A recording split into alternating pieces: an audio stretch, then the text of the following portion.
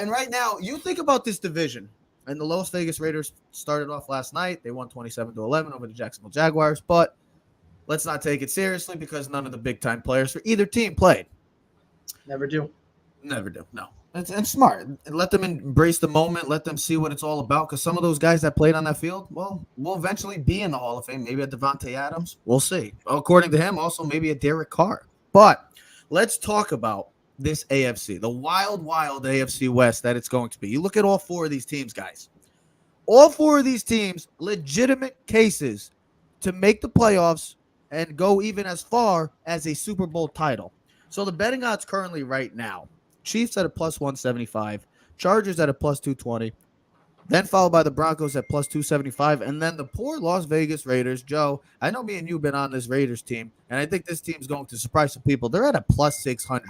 So let me ask you guys this question. I'll start with you, Joe. Which AFC West team faces the most pressure? We're not going to talk about quarterbacks, but coming into the season, this is the division that everybody has been talking about and just can't wait to see how this all unfolds. And it starts in week one, just like it started or it finished the regular season last year between those Las Vegas Raiders and the Los Angeles Chargers. But Joe, take it away. Who do you think? It's got to be the Raiders. The Raiders went out. They got Devontae Adams. They went out and they got Chandler Jones to pair off with Max Crosby. They gave Max Crosby a ton of money. They gave Hunter Renfrow a ton of money. This is an all-in team. They got super close last year. You had the Gruden thing, the Ruggs thing, and now that's all done. Now you brought in some more talent. Let's be honest. The Chiefs are not the Chiefs from 2 or 3 years ago. Still a great team, don't get me wrong, and still probably the favorite in this division. But if the Raiders and Derek Carr are ever going to make their move, and Trev, we've been saying this for like 2 years, this has got to be it. Yep. There's some people that wish they'd moved on from Derek Carr. I, for one, think Derek Carr's the right guy. I think Devontae Adams is going to make him look like the superstar that he is. But they've got to get over that hump this year, especially when they're facing the Chiefs. Because to me, this is it. This is their big moment. It's all on Derek Carr and company to dethrone the Chiefs. And Ted, Joe, glad you brought that up because every team in this has some sort of argument for pressure. The Chiefs, how is this team going to look with a new revamped offense without Tyreek Hill? Plus, they've kind of taken a step back. We all thought a couple years ago, Patrick Mahomes, MVP rookie season. I know it wasn't technically his rookie season, but it was his rookie season. Then he wins the MVP, goes to the AFC title game, loses to Brady. Then the following year wins a Super Bowl. And the next year they go to another Super Bowl, but they get defeated. Then last year they lose the AFC Championship. I know everybody's like, well, they've gone to the highest of highs. But we were all talking about a couple years ago that this Chiefs team, they're gonna run the NFC or they're gonna run the NFL, just like the Seattle Seahawks were going to. Just like all these teams over years that we've said they're going to run this conference and they're going to run the league. Well, we're still waiting to see if those Chiefs can continue. And then you look at the Chargers. They went out and made a lot of big moves, Ted. This is a team that everybody's their darling right now because Justin Herbert, well, to some, looks like he could be the favorite coming in to win an MVP. The Denver Broncos will get into. They go out and get their quarterback they've been missing. And then the Raiders. Ted, who do you think? Joe just said it's the Raiders. Who would you choose out of these four? I'm surprised Joe went with the Raiders. I really am. You know what? I'm surprised, Joe. I'm going to use Joe's old argument against him. It's the Chargers. It's always been the Chargers. Always been the Chargers? And the reason why it's the Chargers is because for the last 20 seasons, we've been hearing the same story. They're the most talented team, similar to the Dallas Cowboys. They just can't win a Super Bowl. They can't get over the hump. Phil Rivers, LaDainian Tomlinson, God bless his soul. Oh, my God, Vincent Jackson, Antonio Gates. They had players galore. Well, to be fair, Ted, everybody had to play against the Patriots. To be fair. Listen, and guess what? Eli Manning and his team, who was probably maybe less talented, beat the Patriots not once but twice. Exactly. All right. That being said, it's easy. It's the Los Angeles Chargers, bro. The Raiders made the playoffs last year. Okay, they made the playoffs. The Chiefs have been in the Super Bowl 2 years. I could use this argument to Denver. With a first-year head coach, new quarterback. They just lost Tim Patrick as one of the receivers. I still think they could win this whole division and win the Super Bowl. They are talented enough. But this Charger team, I think talent-wise, is the most talented team in this division. They have the best number 1 receiver. They have the best number 2 receiver, Mike Williams and Keenan Allen. All right. Whoa, You can best make the number 1 and 2. Are you saying they're better than the? I don't know I'm about sorry, that, bro. okay, Don't disrespecting the Raiders again. Disrespecting the Raiders. Okay, you know, I caught myself. You are correct on it. Of course, I always got to correct you. So here's my thing.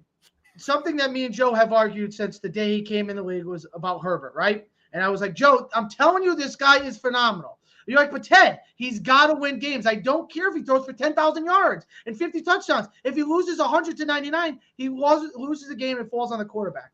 Yeah. His last year season was stellar. We know that. He was 3rd in the league in touchdown passes, only behind Stafford and Tom Brady. He was 3rd in the league in QBR. He had 38 touchdowns. He was phenomenal. He was one of the best quarterbacks in the league last year. They didn't make the playoffs. If it wasn't for the damn coach. Here's the other reason. They got J.C. Jackson, the best cornerback in the offseason. They brought him in, all right? They have Khalil Mack, who I think will be revamped like a Von Miller, similar to what happened with the Rams. He will be ramped. It'll also be nice to be having, Joey Bosa on the other side. They also have maybe one of the best safeties in the game. Now, I know these are hold in because he is there, but he's holding out. He's not practicing, but he's there. Derwin James. He's one of the best safeties when he's healthy. Their offensive line, they have fixed those issues. Yep. They have the best running back in the division, Austin Eckler. You can at least make that argument. He's the most versatile, right? I wouldn't disagree with that. They have all the pieces to be great, right? Mm-hmm. There is no more excuses. It's not even about them making the playoffs, bro. They have to make a run because, like Joe said, the Chiefs have taken a step down this year, all right? Denver's new quarterback, new head coach with offense. Let's see how those first-year things. Staley's in his 2nd year. He's supposed to be the guy, you know what I mean? He goes for it in 4th downs, the defense. There is no more excuses for the Chargers. I think for this team, there's pressure. And you can make the argument for all 4 teams, right? There's pressure on Mahomes, right? You lose Tyreek Hill, you lose Tyrann Mathieu. You know, Mahomes, are you really that great, or was it the piece around you? I still think the Chiefs have all the capability of winning the division. Yeah. Absolutely. I think all 4 teams have legit. Trev, you and me have argued on the outside, not on the show. I mean, we have a little bit, but you said the Raiders probably, from quarterback to running backs to receivers to tight ends, they might have the most talent other than maybe the Cincinnati Bengals in the entire football league, in the National Football League. You can maybe make that argument with slot receivers, outside receivers. So, and maybe head coach with Josh McDaniels. But for me personally, it's Justin Herbert. I've loved this guy since he's come in the league. Other than maybe Josh Allen and Mahomes, he's probably my quarterback I take for the next 15 years. Just everything that he produces. My argument. Chargers, for me, they have to win. They have to get to the playoffs, and they have to make a significant impact. And you know what? We talked about it in the offseason, this AFC in general stack. You can come up with 10 teams that are possible to get to the playoffs and even win a Super Bowl. My argument for the Chargers is I'm going to relate this to what we just talked about. I think it was either last week or this past week. I'm going to relate it to the New York Yankees. This Chargers team has all the talent in the world. I am not saying that. They got the quarterback. They have the offensive line. It's not decimated anymore. They've taken care of it. They went out and took care of their quarterback. They got Austin Eckler. They got a plethora of weapons. They have a defense now, interior defensive line as well, that their biggest issue was. Their rush defense was one of the worst in the game last year. Well, they went to go add some nice pieces to that. My biggest thing, guys, it's kind of like the Yankees. And it's because of that last game. Brandon Staley. Is it the coach that's going to screw up this team? Just like is it Aaron Boone that's going to screw up the New York Yankees? Because these teams are both so talented, but ultimately, if it's a team, it's everything. It's from top to bottom. Players got to play. And these guys are talented enough, and they're going to go out and play. But the head coach also has to do his job. And I get the aggressiveness like he has in the past last year, but also the decision-making that still can't get out of the Chargers fans and to some football fans' minds in that last game.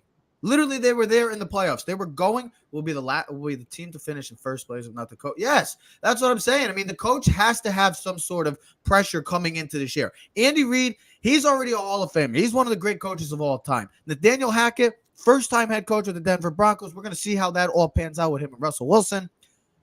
And then Derek Carr with Josh McDaniels. He gets a second chance with Josh McDaniels, or Josh McDaniels gets his second chance. Maybe he has a whole brand new look on this whole coaching experience because when he went with Denver, it was a failed experiment.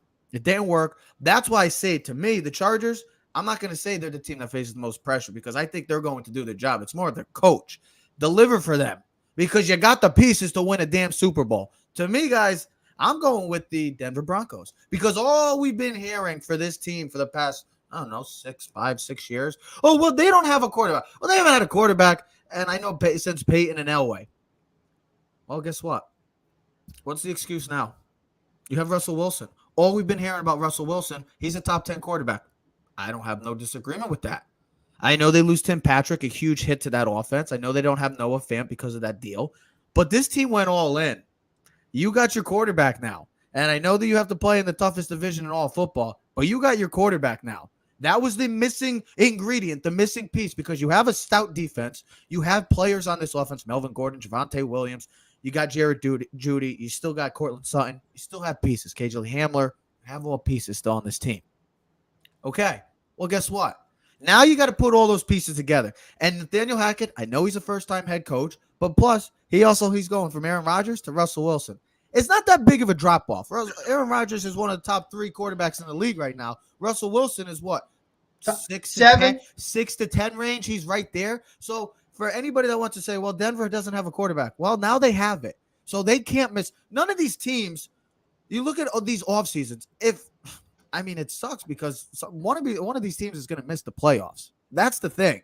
And these teams, and that's what I'm saying, all these teams, because you got to take in consideration the AFC East still. We don't know how Miami's going to be. The AFC North with Baltimore and this whole Cleveland thing. We'll see what happens. But Pittsburgh, I know people are knocking Pittsburgh. Then you get the AFC South, maybe Tennessee. They've been in the playoffs. The Colts. I'm just saying, now one of these teams are going to miss the playoffs, if not 2, like just what Ted just said. Well, Trevin, I'm saying that because there's no more excuses for a team. There's no more excuses beat up on each other. Yes, they're going to beat up on each other, and there's no excuses for the Denver Broncos now. You have your quarterback. You have your guy for a long time. He's going to sign an extension. They're going to pay him. It's inevitable. It's going to happen. So guess what? Denver, Chargers, and the Raiders.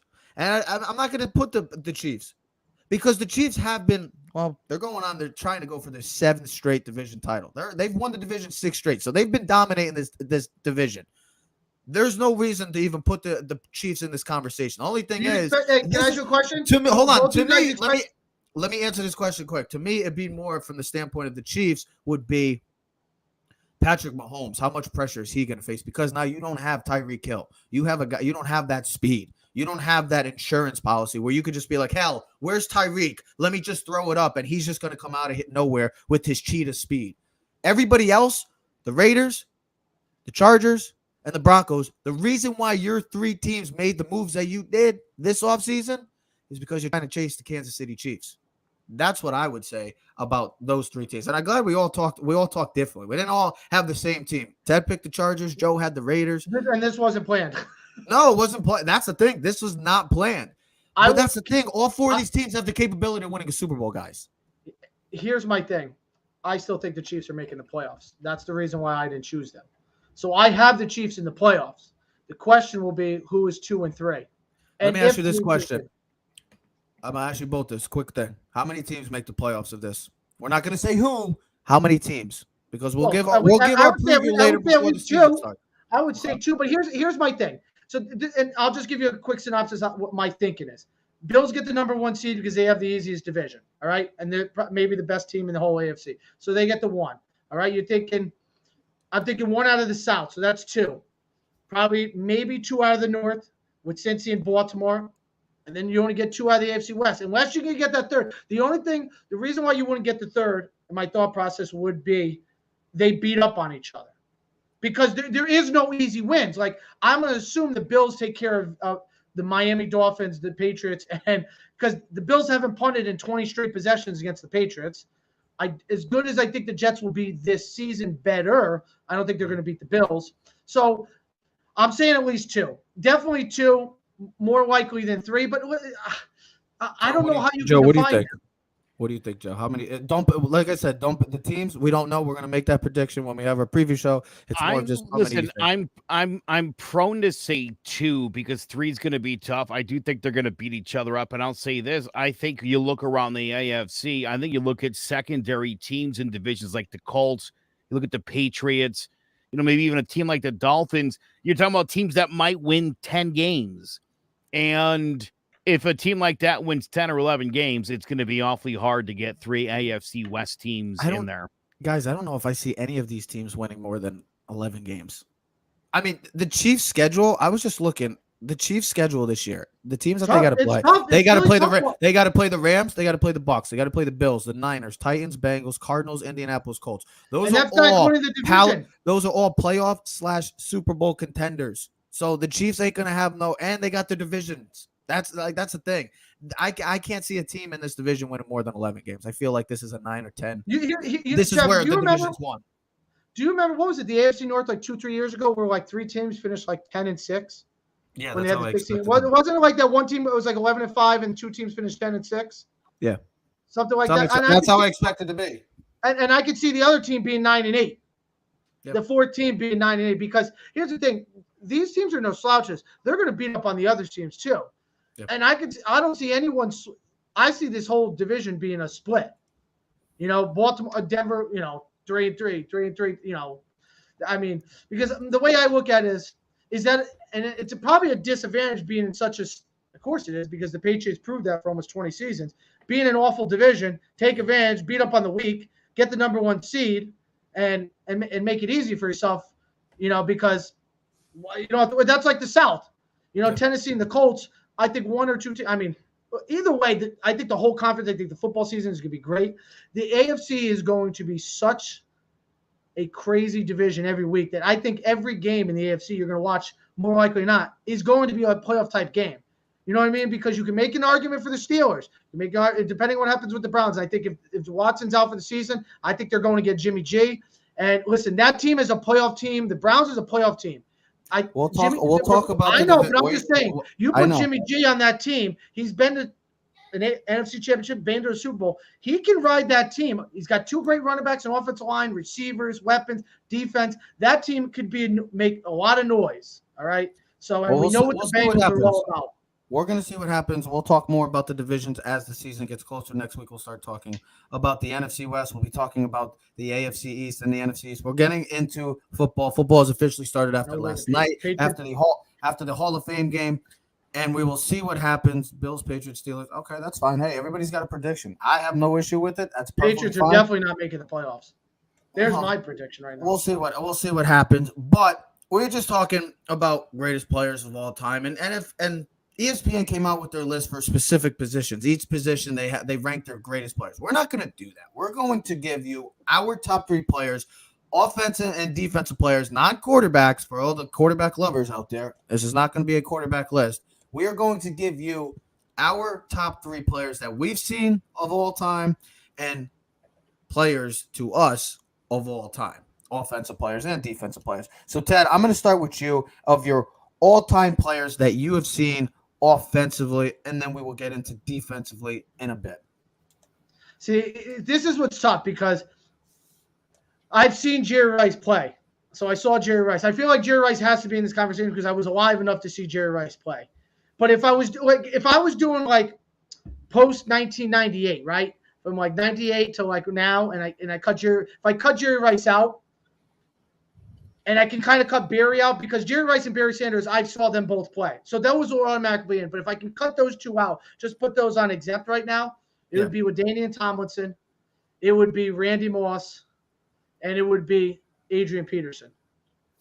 So those are the 3 that you would say. LT was your number 1. So LT's the greatest football player. It's not a ranking. I have no rankings. I have no preference. Okay, that's all right. All right. Yeah, fair enough. Okay.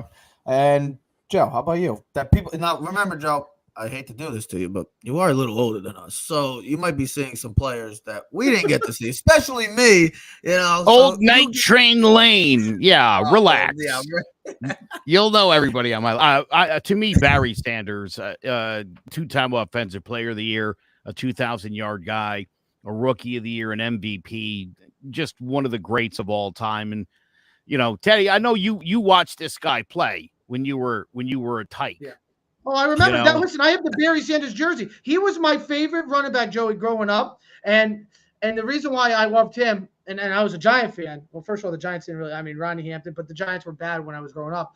It was just Barry Sanders. It was his, and the way I was raised was his etiquette, because I actually did like Emmitt Smith, and then the helmet thing when he took the helmet off at Giant Stadium, I think it was like Monday Night Football, and that became the Emmitt Smith rule where you're not supposed to take your helmet off in the end zone. Just rubbed me the wrong way, and that's another reason why I can't stand Dallas, because just the Movado and that BS crap of him. But Joe, who else would be your top three? Who else? Number 2 on my list happens to be the man who caused the Emmitt Smith rule. Emmitt Smith, the all-time leading rusher, also leads the league in touchdowns.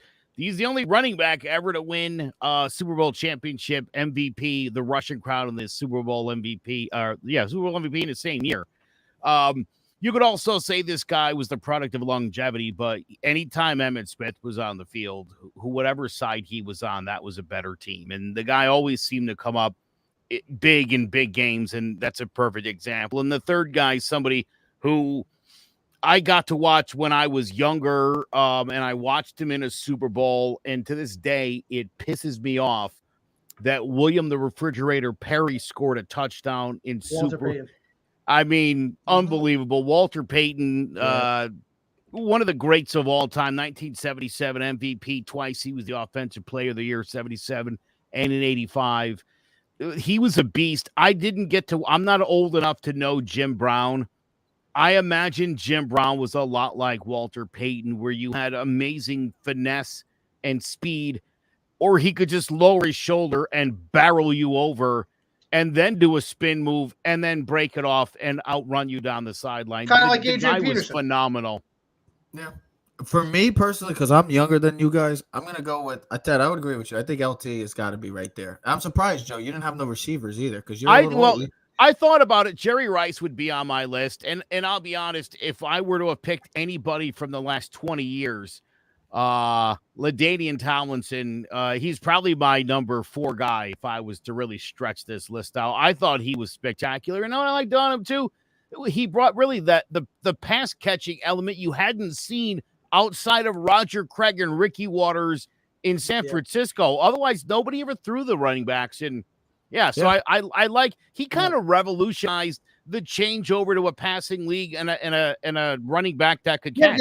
Actually, you know what? Right before him, it's funny we don't say Marshall Faulk, bro. Marshall. You forget because of the whole show, the whole greatest show. You forget about that, but he was their best player on that team. Because he was one of the first, I think, other than Roger Craig, he was the next running back ever to have 1,000 yards rushing, 1,000 yards receiving. That 2,000 yards. He was phenomenal.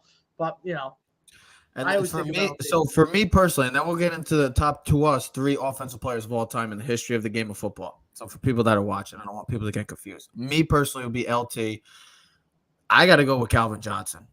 I think Calvin Johnson was magnificent, getting double teamed, having a corner, having the in the box safety, double teaming him at the goal line. Also just jumping over 3 defenders. Matthew Stafford, literally the definition of screw it. Calvin's there. I'll just throw it up. He'll catch it.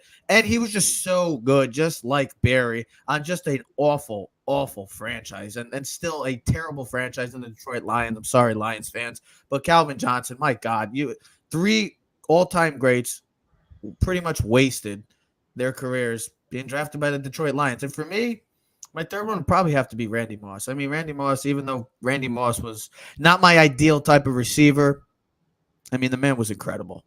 I mean, he just had lightning speed. It was, the game against Dallas, how 3 catches for 160 yards and 3 touchdowns. The famous Dallas game, 3 catches, 163 yards, 3 touchdowns. I mean, he had lightning speed. He still has the day of the greatest receiving season statistical wise. With that New England Patriot team. And then just seeing him do what he did in college as well, and how he fell that far because of some situations. I mean, teams are scratching their head and biting their fist that they're like, why did we pass up on a talent like him? Those would be my 3 talents. I know I had 2 receivers over running backs, but to me, Adrian Peterson, Joe, you said it, Adrian Peterson would be like right on the brink for me. Now let's get into the all-time players. Ted, who would be your 3 offensive players of all time? We had quarterbacks. No quarterbacks. Because quarterbacks. I told you, my number 1 receiver of all time is Jerry Rice. I agreed with the ESPN thing. All right.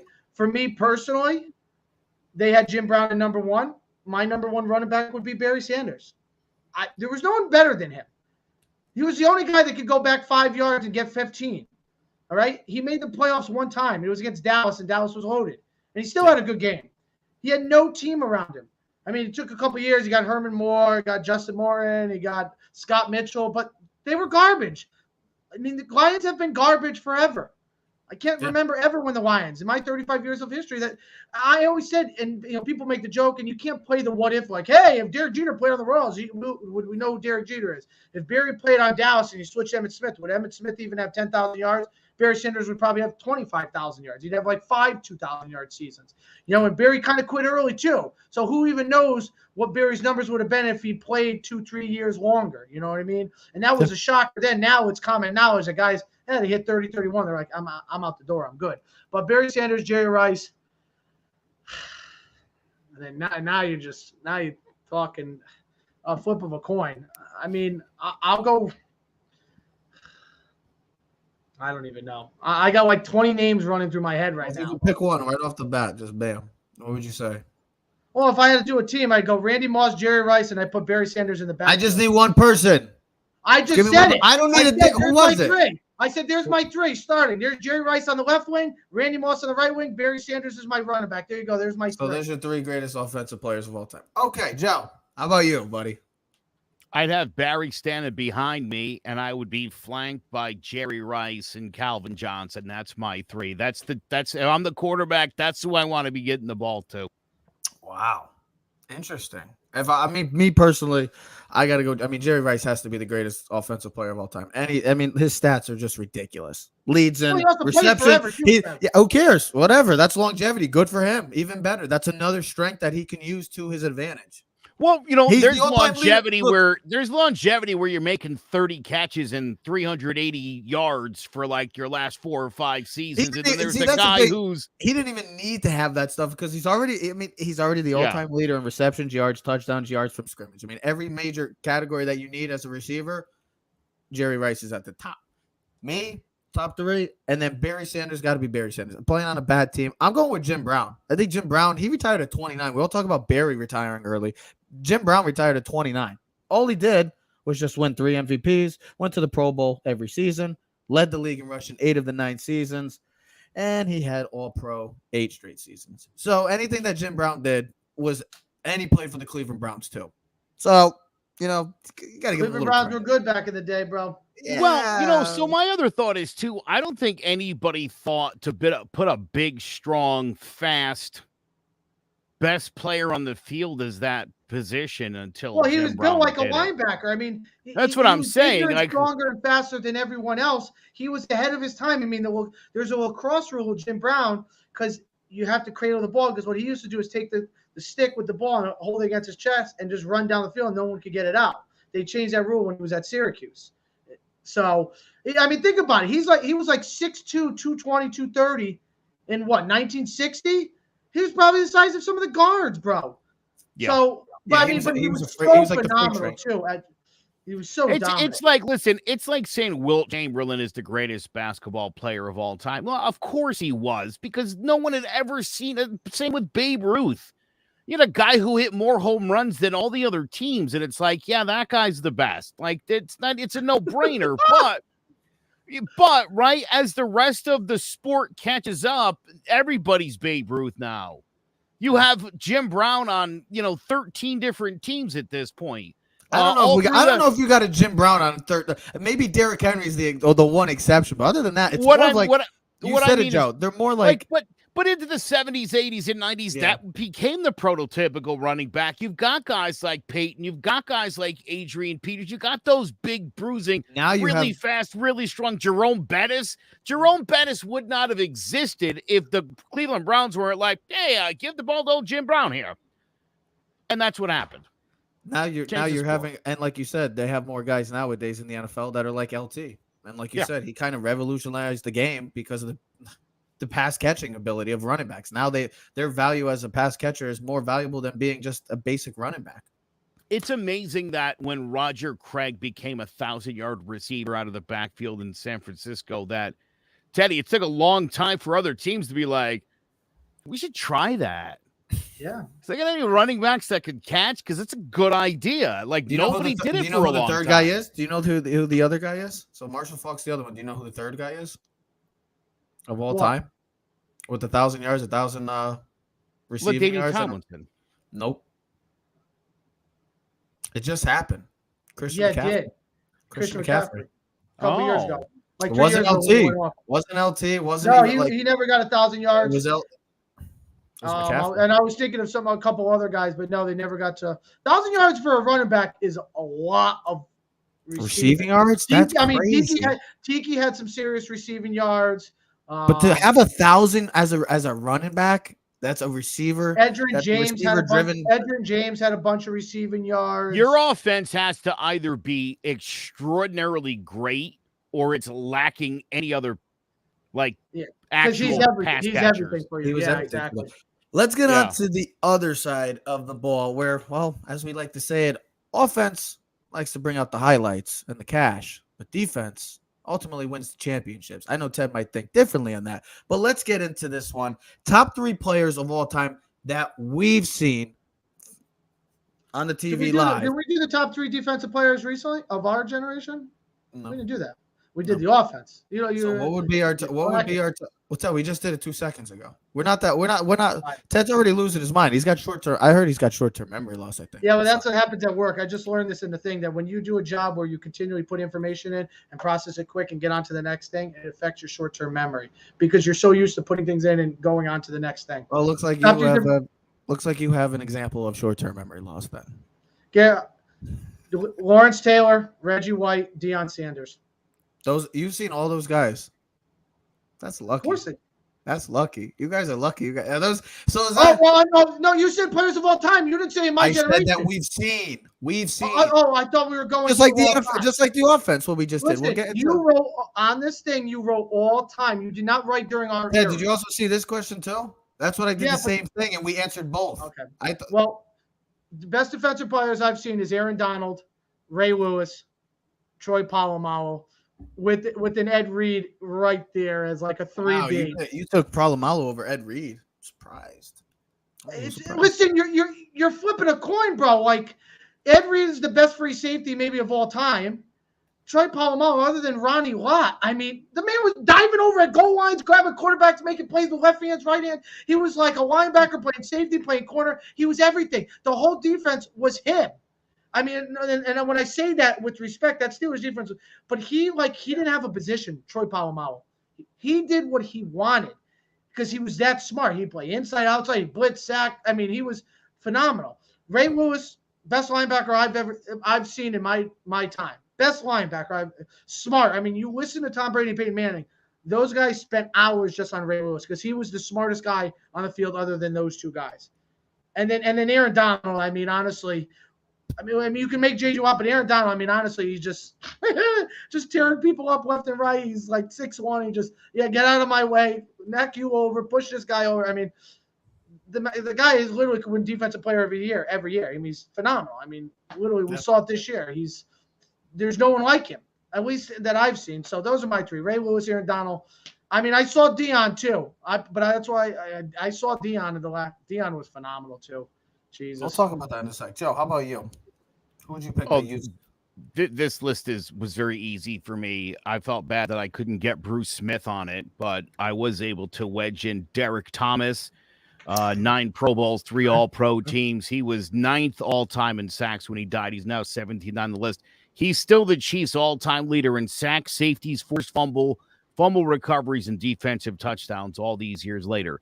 Number 2 on my list, Reggie White, 2-time NFL Defensive Player of the Year, 13-time Pro Bowler, 13 All-Pro selections, 2nd all-time on the NFL sack list with 198 behind Bruce Smith.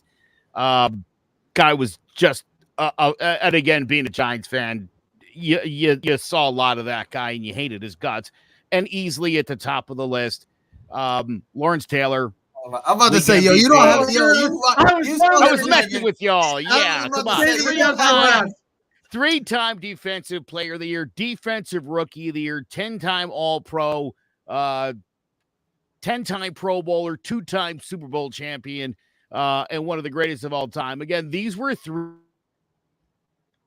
Oh no, we lost him. He froze. You were watching, and whatever game they were in. He was the best player on the field, and it wasn't even close. He redefined the defensive pass rushing position. He redefined what offenses need to do because the left tackle then became one of the most significant spots other than the quarterback in the game of football. His 9.5 sacks his rookie season do not count toward his 132.5, which should count.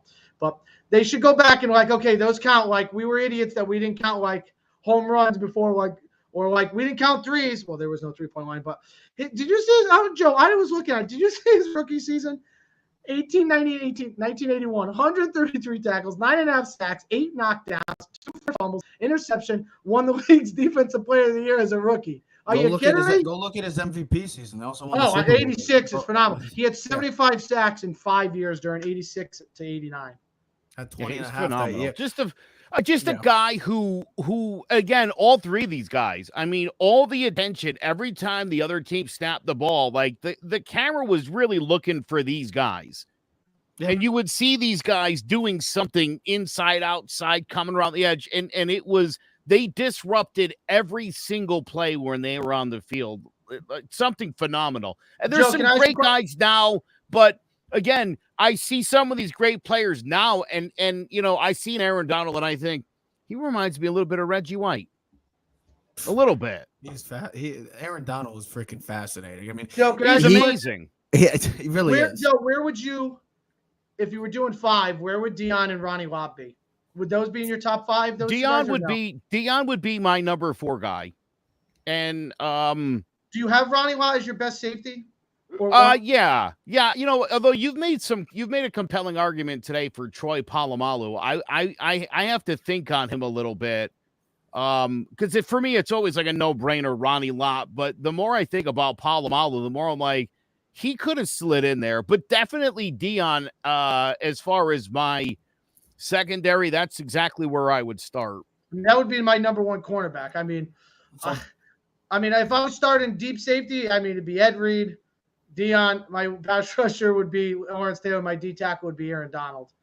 So for me personally, my 3 best players that I've ever seen would be Aaron Donald's got to be up there. I mean, Aaron Donald's he's going to retire now and he'd be a first ballot Hall of Famer. I mean, he's every year he's getting double, triple teamed by offensive linemen, offensive game plans.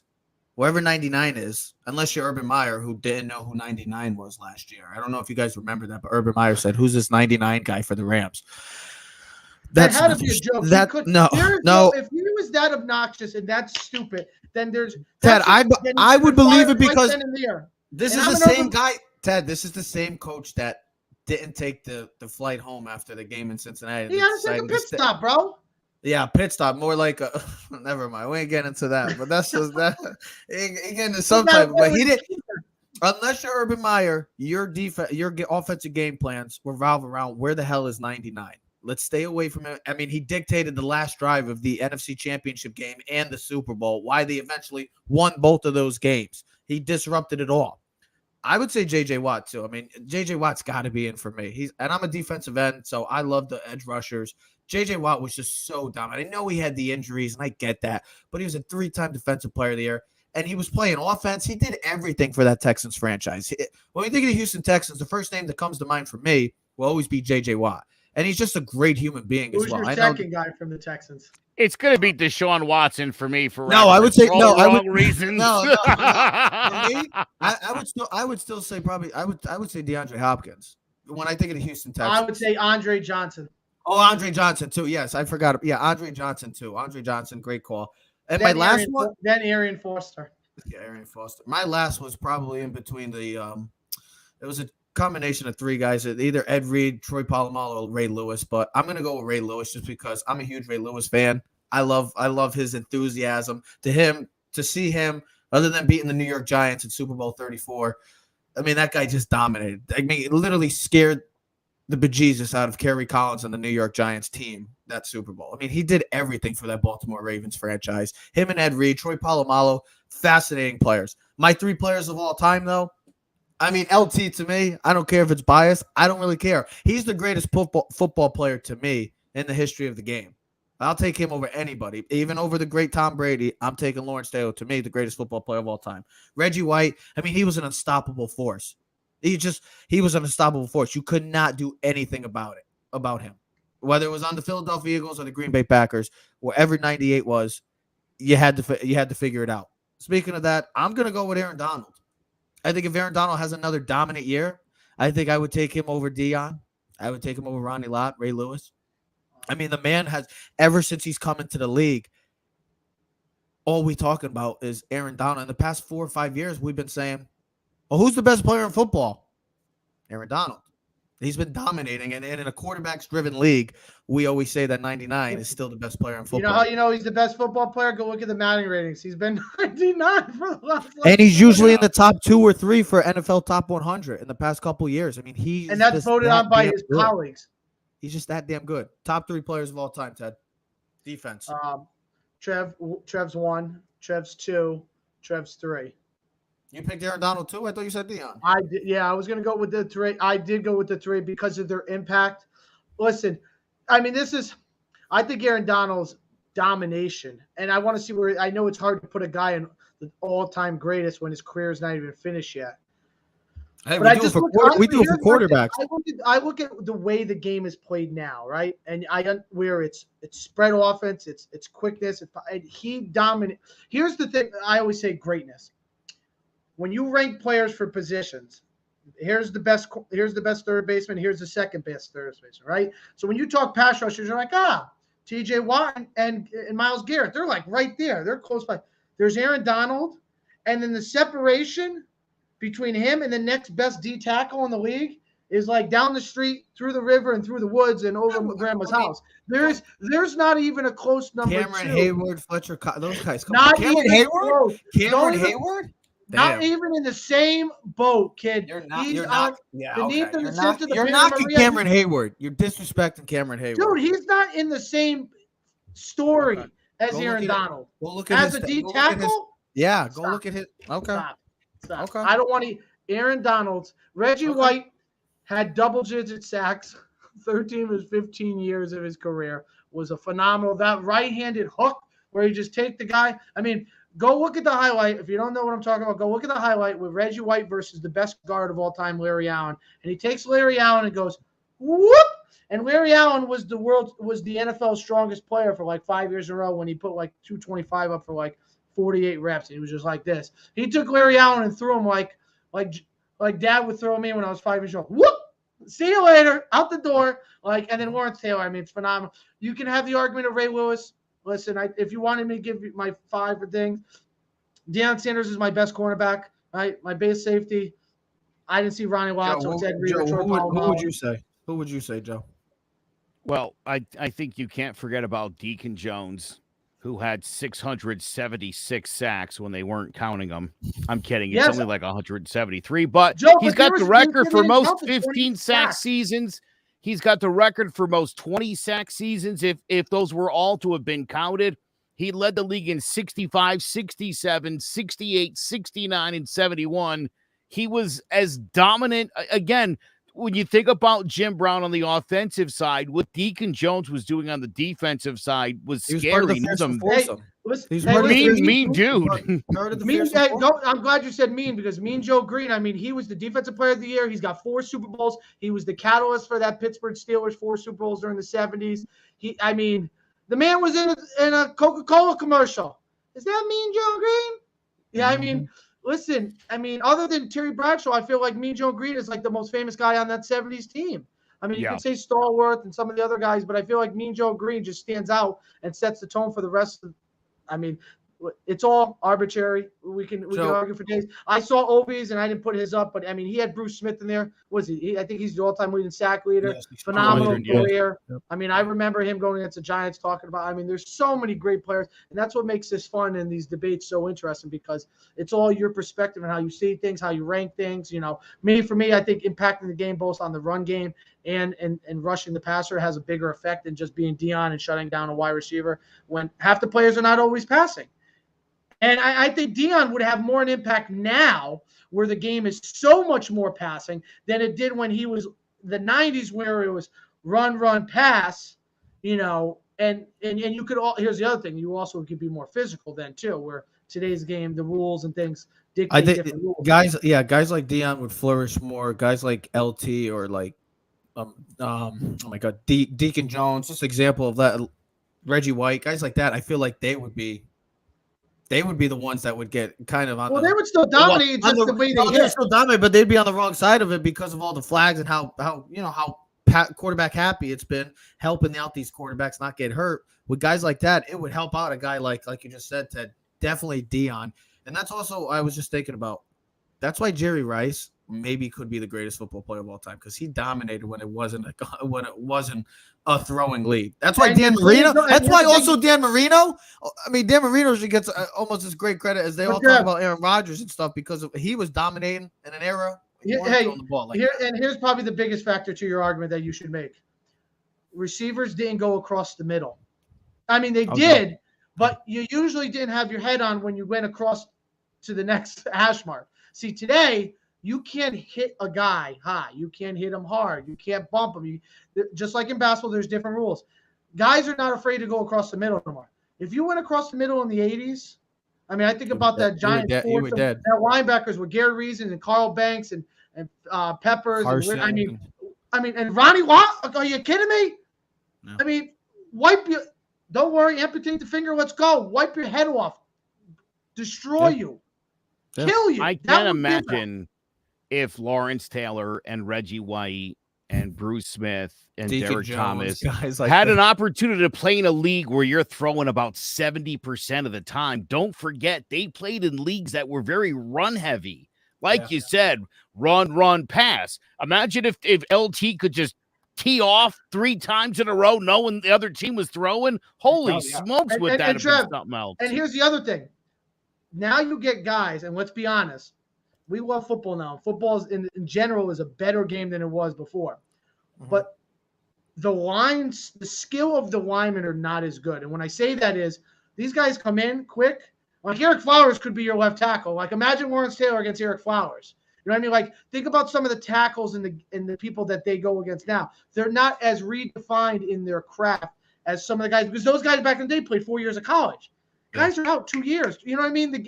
We got to get guys in. We're getting younger talent. Back in the day, you're playing against guys that are veterans, Bruce Matthews, guys that had longevity, better skill. Maybe the guys are bigger and faster now, but their skill level is not as fine-tuned as it might have been back in the day. And I'm saying, I think about some of the tackles now, right? We think about the Giants, right? Imagine if Lawrence Taylor playing against the Giants against some of the Daniel Jones wouldn't make the first drive. He'd be sacked 3 plays. Lawrence Taylor would run right through some of those offensive linemen. You know what I mean? Think about the Bengals.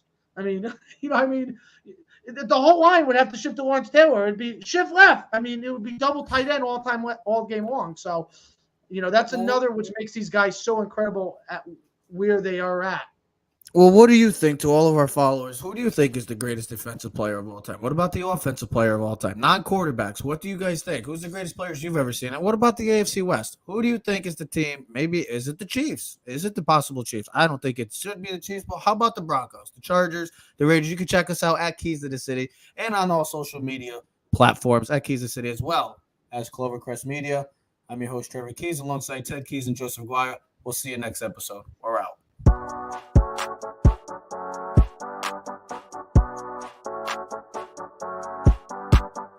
You are now in tune to the Keys to the City podcast.